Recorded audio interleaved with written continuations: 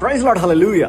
ఈ రోజు నా జీవితంలో జరిగిన ఒక చిన్న సంఘటన మీతో వివరించాలని ఆశపడుతూ ఉన్నాను. అదేంటంటే, ఒక రోజు నా ఆఫీస్ అయిపోయింది, అవగానే నేను ఇంటికి వెళ్తున్నాను, కిందకి దిగేసి ఇంటికి వెళ్ళిపోతున్నాను నడుచుకుంటా. సడన్ గా వర్షం స్టార్ట్ అయింది. ఎంత వర్షం అంటే హెవీ రైన్స్ అనమాట. వెనక నుంచి వాటర్ వచ్చేస్తా ఉన్నాయి, కాళ్ళకి తగులుతా ఉంది, కంటిన్యూస్ గా రైన్స్ పడతానే ఉంది. ఆ టైంలో బైక్ మీద వెళ్ళే వాళ్ళు, నాతో పాటు నడిచే వాళ్ళందరూ షెల్టర్ కోసం ఎత్తుకుని అటు ఇటు వెళ్ళిపోతున్నారు. నాకు ఒక పక్కనేమో ప్రేయర్ మీటింగ్ అటెండ్ అవ్వాలి, వెళ్ళి వాక్యం చెప్పాలి, టైం లేదు. ఆగిపోతే నేను చెప్పలేను, మీటింగ్ అటెండ్ అవ్వలేనని చెప్పి ఏదైతే అది అయిపోయిందని చెప్పి నేనైతే నడుచుకుంటా ఇంటికి మొదలు పెట్టేశాను. అదే వర్షంలో కొంత దూరం వెళ్ళిన తర్వాత వర్షం ఆగిపోయింది. నేను ఇంటికి వెళ్ళాను, ప్రేయర్కి అటెండ్ అయిపోయాను. ఈరోజు ఈ ఒక చిన్న విషయం ద్వారా మీకు ఏం చెప్పాలనుకుంటున్నాను తెలుసా? ఏదైతే నేను ఆ వర్షంలో ఆగిపోయి ఉంటే అటెండ్ అయ్యేవాడిని కాదు.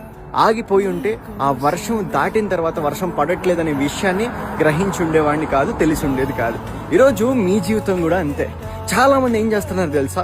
సమస్యలు వర్షం రూపంలో వచ్చినప్పుడు ఆగిపోతా ఉన్నారు. దేవుని వాక్యం సెలవిస్తా ఉంది, సాగిపో.